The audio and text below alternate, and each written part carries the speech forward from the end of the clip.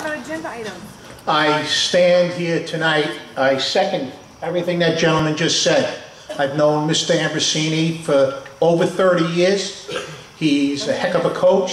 He's done a tremendous job for the Connecticut baseball program. And I applaud him as well, as many other people do. However, it's not about Mr. Ambrosini. It's about a contract. It's about a collective bargaining agreement signed by the Board of Education and signed by the Connecticut Teachers Association. This isn't against Mr. Ambrosini. This is about a Connecticut Teacher Association member putting in for a job that he had every right to do, as any member of the Connecticut Teachers Association has the right to do. Now, unless the board can decide to do whatever you'd like, but let me just read my prepared statement. I stand up here this evening to say to those board members who the CTA has supported in the last 2 elections how disappointed we are in the way you have mishandled the hiring for the varsity baseball position. We are disappointed with the fact that you have disrespected our contract. We are disappointed that you have allowed a character assassination to continue against our member, a man who has devoted 19 years to this district and to the students of Connecticut, promulgated by a single accusation, coupled with support from central office administration, who has done so for their own personal gains, interests, and axes to grind. Shame on you for allowing this charade to go on for so long.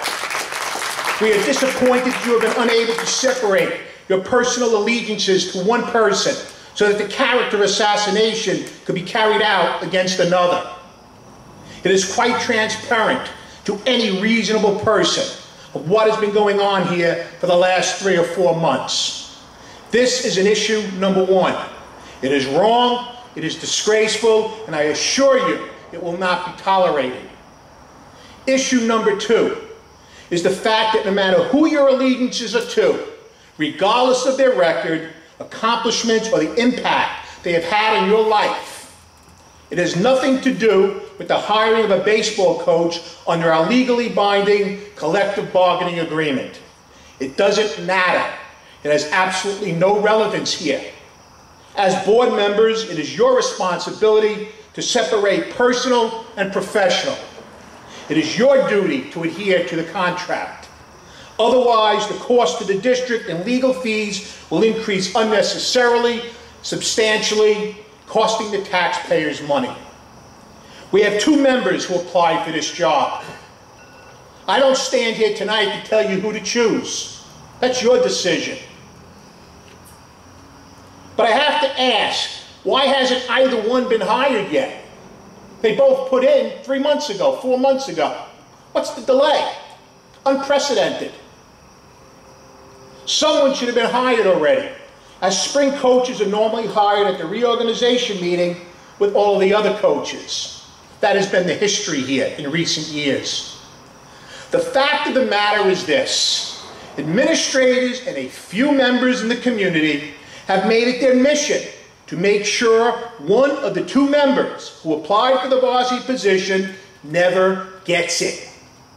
2, one said administrator sent a letter to that same member that he, the administrator, was going to recommend to the district that the member never be given a coaching job again in Connecticut. The association has to ask why, based on what grounds. Again, as I texted, I have 10 seconds. Again, as I texted you back on July 27th, Mr. Ferrioli, Mr. Amorando, and Mr. Grable, to which I received no response. You can still make this right. No member deserves to have a character assassination done to them.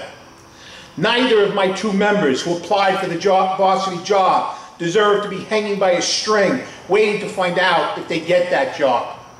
Stop playing games, stop hiding behind a charade, and do what you were elected to do. Make a decision and do the right thing. Mr. Felicio, can I ask you a question? Mr. Felicio. speakers up. But I can speak now. Sure. You said Nick's name, you said my name, you said Ron's name. How come you didn't say Mylan's name or Lee's name? Why should They're I say on the their Board of name? Education also. Because I contacted you guys with that text. Just shoot for it. Because you were in my office a couple weeks before that talking to me about the issue. You have it? Okay. I answered your question. You just answered the question and said we didn't respond to your text. Because honestly, there's nothing to respond to. Okay. There have been no coaches brought to our attention at this point for spring sports. Right. Mr. Felicio, I just want to make sure everyone in the audience understands. Sure. May I respond also? When I'm finished, yes. Okay. You're blaming the board. The board did not make a decision. Thank you. So please stop. Okay. Stop saying that. because Greg, you're don't spreading- insult my intelligence. I know everything that's been The board has going not on. made a decision. Good, and that's what I'm hoping you make the right one. We have not made a decision. And that's okay. I'm hoping you make the right one. The writing on the wall doesn't look too promising. Why did you only contact the three Right? of us? So, thank you. Because you already know what the other two are doing because they talked to you. First of all, I'd like to say I have not spoken to Mr. Felicio since last May during the election. And I think he would validate that right now. That's not number one. Number two, I am tired personally of sitting here and having a coach come into our meeting and everything in executive session be shared with that coach and then I'm accosted.